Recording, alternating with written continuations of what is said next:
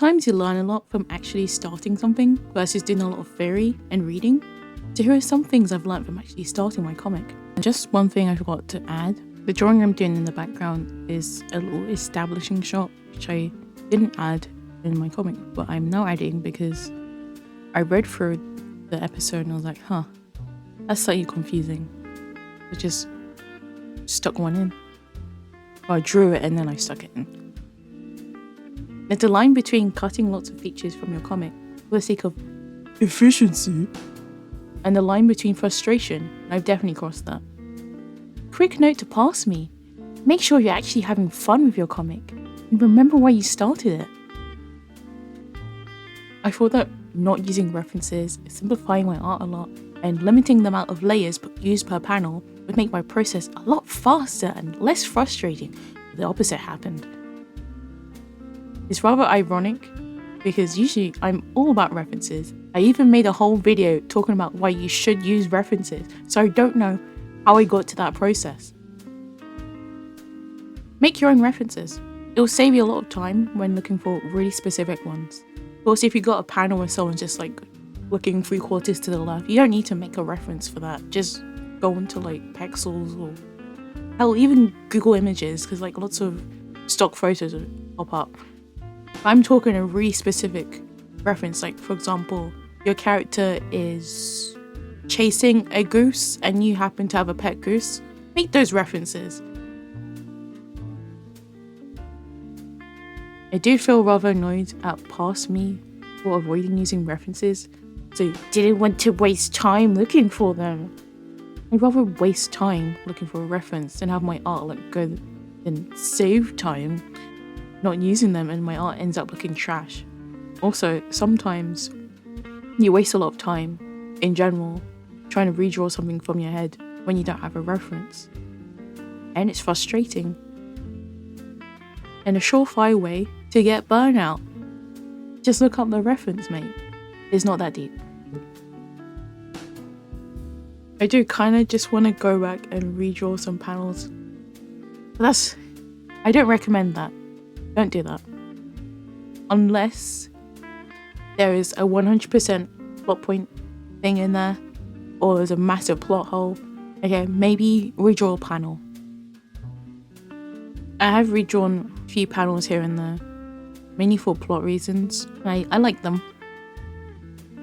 In the later episodes where I actively started making my own references and looking for references, I spent more time and care drawing them. It felt so much more satisfying. And looking back at those episodes, I could just tell that they were done with more love than usual. They put a lot of care and love into my comic, but those specific episodes, you could see it more. In my opinion, I'd rather put too much detail and work into my comic than too little, so I can always pull back on the detail rather than add to it. The art will change over the process, and that's okay. That's great even. It's shown that you've grown. Be really organized with your references. I have a mood board for each character in my comic. It mainly has photo references of their shoes, their main outfit, and I also had a Pexels collection folder thing. It's kind of like how Pinterest has.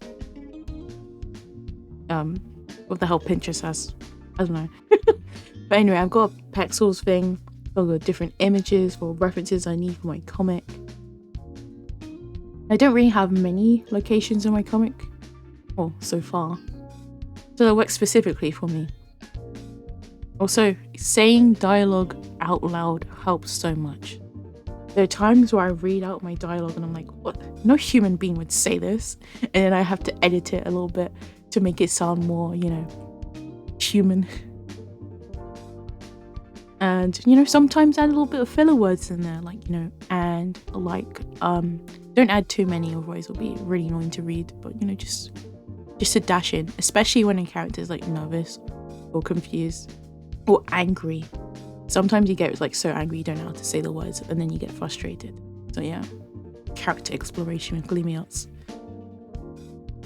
And sometimes I sit in front of my mirror and I act out my comic script a little bit. And it's good for checking, see if dialogue's natural, as well as seeing facial expressions, and body language in real time. Since this is my first long-form comic, I know it won't be perfect, and that's okay. I'm happy that I've actually started working on it properly. I've had this idea since 2015. I've lost count of script and plot changes. I've restarted the plot. I've added characters and I've removed some. At one point, the comic was set in 1938 in an alternate world. I quickly dropped that idea because I had no idea where to start with research. And there were a lot of plot holes as well. So I just made the comic set in present-ish day. It's kind of set in like mid-2010s, maybe like 2015 or so. That isn't really important to the plot, so I don't know if it'll actually come up in the comic. But I did choose that specific year because that's when I came up with my whole idea, like I said, when I was a teen, and it was a nostalgic era for me. There's literally no bearing on the plot. It's a fun, personalised Easter egg just for me. And also, you know how I made a video talking about how I changed my art style for my comic, which is also in the iCard, and how I decided to draw dot eyes? Well, I kind of made a mountain out of a molehill out of that one, and now there are more cons than pros for drawing dot eyes, like most of the time. So I'm just gonna go back to the OG way of drawing eyes, aka pupils, sclera, eyelids. Sometimes I might like throw in a cheeky dot eye in there, but usually that's when like characters are really zoomed out, or it's like an establishing or shot or something. Part of me is tempted to go back to all the panels where I drew the dot eyes and change them to normal ones. That really isn't a good idea. I'll just draw normal eyes in the next episode I draw. I don't get why I find it hard to draw eyes specifically for my comic. It's like normally I'm okay with drawing eyes. I guess I need to do more like eye studies. Like I said, eyes kind of creep me out. It's been an oof for me. That's like one weird thing that creeps me out. Another thing that kind of creeps me out, kind of weird, is VTuber models. They're not my cup of tea, and they generally do kind of creep me out. That's like this uncanny valley vibe for me. I appreciate the craft and like everything, but it creeped me out. Like I said, it's really helpful to act out scenes, especially if you're stuck. And just think about like the character that you're acting as. Just like read their like little bio or something and go, okay, I'm in their shoes now. And then you look at the dialogue and think, okay, how would so-and-so react to XYZ? And then when you think about it like that, you'll become less stuck. That helps me a lot doing that. Ask yourself what your comic is about. It sounds really obvious, but sometimes you just forget. Just write like a small sentence, like maybe 10 or so words about what your comic's about. For example, my comic summarized in 10 words is a group of teens that get stuck in a book. I literally had to like count on my fingers whilst I was saying that. But it helps because sometimes you'll be talking with like friends or other people that make comics and they're kind of curious about what your comic is about. So they ask you and you don't want to be like, uh-oh, what is my comic about? And just completely get a mind blank of like, my comic is, what's the comic? So it's really helpful to memorize what your comic is about. Just say it in like a really short sentence so people get the gist of it without you explaining lore or like info dumping on them. But yeah. And it's really nice to tell people what your comic is without blanking out. And I have blanked out a few times. It's very awkward. Cool. Another big thing I've learned, use shortcuts. If it's keyboard shortcuts, 3D models, brushes, whatever, use them. It's not cheating. Reuse backgrounds. Reuse panels. Like, it's hustle time.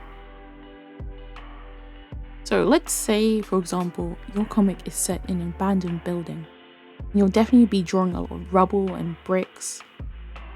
And you go into Clip Studio assets, and all the rubble and brick assets you see don't match with your art style. Maybe you draw like Adventure Time, and all the rubble and brick assets are all really hyper-realistic anime art. There's going to be a little bit of a clash there. So your options are either A, make your own brush, or B, just use the brushes that are available. Although option B is faster, may end up being a little bit frustrating or jarring, or it doesn't match up with your art. And that's where option A comes in. Make your own brushes. I made quite a few brushes here and there for my comic. So if you want a video and talking about how to make brushes for your comic, don't be afraid to comment below, because I might make a video on it. Do stuff in batches. Just do it. So if it's like doing all the thumbnails, like maybe 3 thumbnails in a row for each episode / page, or doing all the inking, like 3 pages / episodes or manga or whatever. I kind of do this. I do it per episode. I don't like doing 3 thumbnails in a row, otherwise I get confused. But per episode, and I call it episodes because mine is like Webtoon format. But anyway, per episode I do all the thumbnails, rough sketches, then refined sketches, then line art, then all the flats, and then all the shading, and then I do the backgrounds. And that definitely makes your comic feel like it's going faster. This one's a big one. Have a buffer. Do it. Just get that buffer. I know it's tempting when you make your first episode and you're like, oh my gosh, I want everyone to see this. I'm gonna publish my webtoon right now. I'm gonna publish it to Tapas and Webtoon. Woohoo! I want everyone to see my comic right now. But like, listen, hold on. Give yourself a buffer. Make a few episodes in advance so that you can just schedule them and then keep making more. And then, for example, maybe an unforeseen circumstance comes up, like you become sick one day on the day you're supposed to update.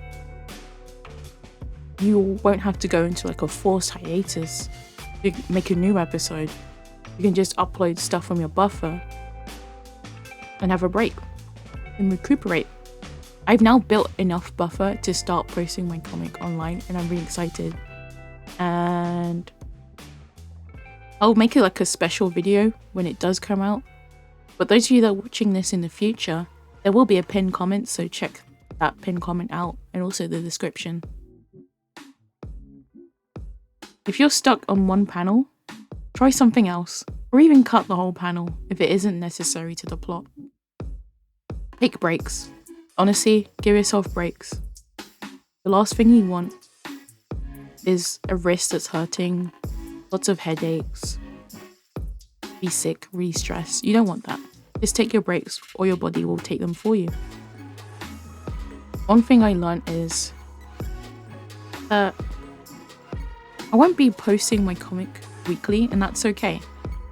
I realized it takes a really long time to make a comic. Wow. Words of wisdom. That's my quote for 2021. It takes a really long time to make a comic. But for me, personally, it takes a lot of time to make a comic. And because of that, my comic will be posted monthly instead of weekly. And it's for many reasons, but one of the main reasons is I'm not being paid to make this comic. As much as I'd love to work on it full time, that's just not feasible. And monthly is really the best for me, really. At first I was upset that I couldn't post it weekly. I even thought about cutting out my episodes for them to be shorter. And I honestly couldn't find places to cut them because the pacing felt weird for it to be cut up. And that's why I decided to post it monthly instead. And I might make a video talking about that a little bit more in depth. So let me know if you want to see that. But yeah, those are the things I've learned from starting my comic. Thank you for watching, and see you in the next video. Bye!